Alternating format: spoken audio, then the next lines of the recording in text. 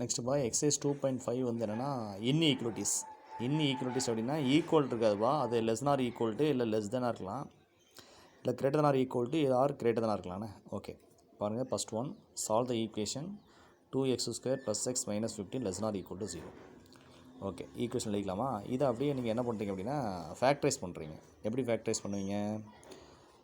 இது quadratic form தானே, factorise பண்ணுங்கள். 2 × -15 அப்போ -30, மல்டியில் பண்ணால் -30 வரணும், ஆட் பண்ணால் 1 வரணும். அந்த 2 நம்பர்ஸ் வந்து என்ன எடுத்துக்கலாம் பாருங்கள்,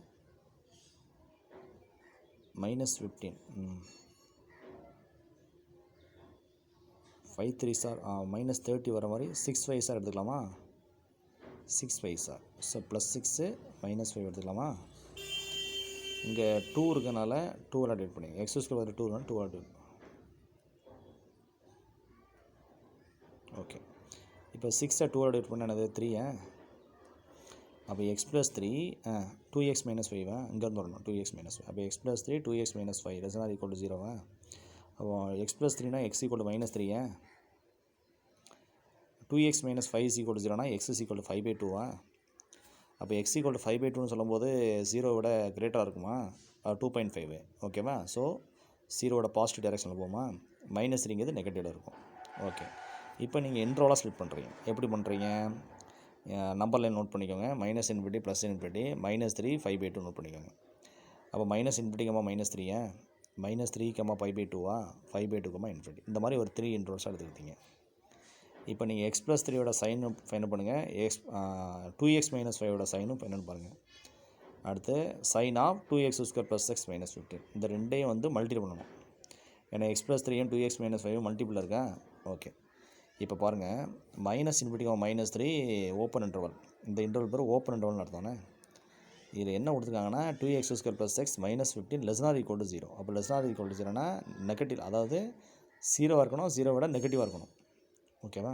சரி, இப்போ -∞ -3 -3யோட கம்மியாக ஒரு நம்பர் சொல்லுங்கள். அப்போது x + 3யோட சைன் என்னென்னு பாருங்கள். நம்பர் தேவையில்ல, சைன் மட்டும் ப்ளஸ்ஸாக மைனஸாக மட்டும் சொன்னால் போதும்.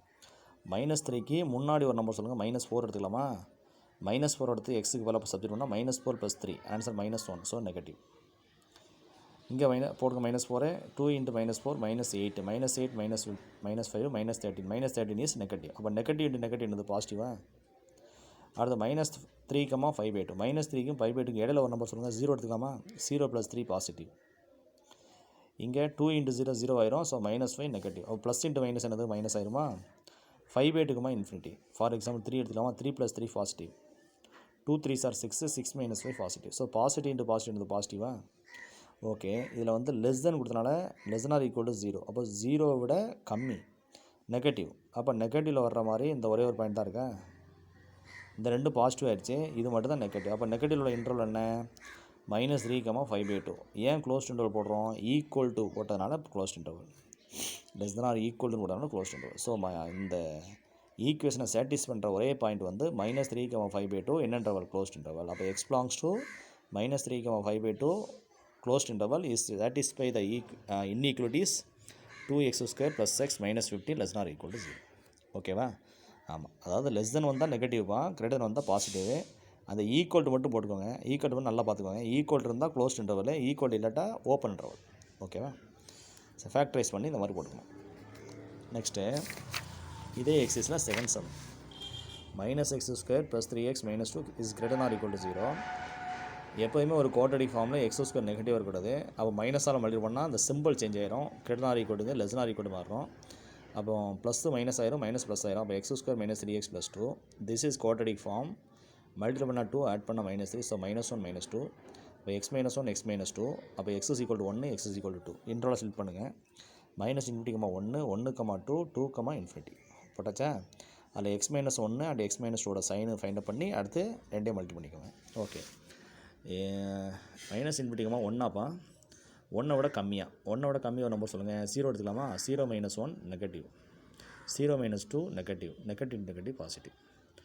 1க்கும் 2க்கும் இடையில ஒரு நம்பர் சொல்லுங்கள். 1.5 1.5 - 1 பாசிட்டிவ், ஆனால் 1.5 - 2 negative, positive into negative negative.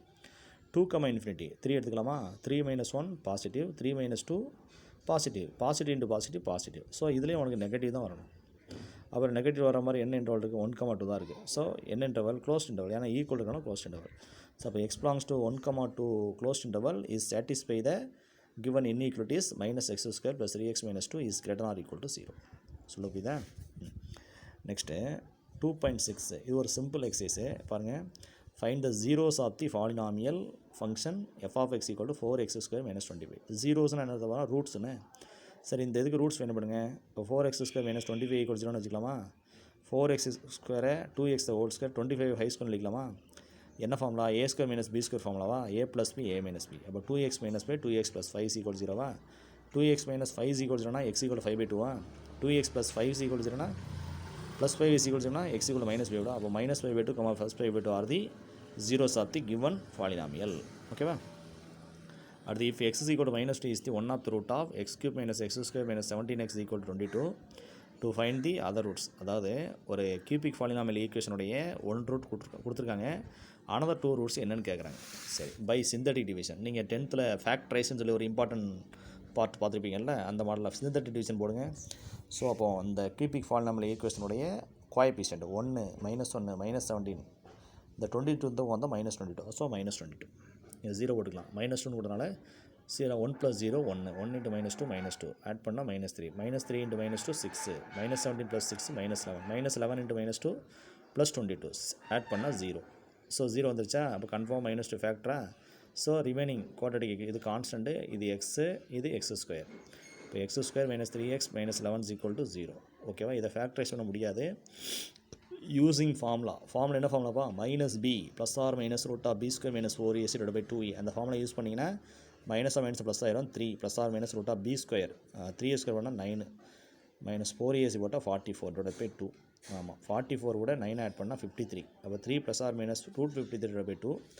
அப்போது தனித்தனியாக செலக்ட் பண்ணால் 3 + √53 / 2 and 3 - √53 / 2 are the other roots of the given cubic polynomial equation. ஓகேவா? அடுத்து third one, find the real roots of x⁴ = 16. அப்போ அந்த 16 இந்த வந்தால் -16 ஆயிருமா? அப்போ x⁴ - 16 = 0வா?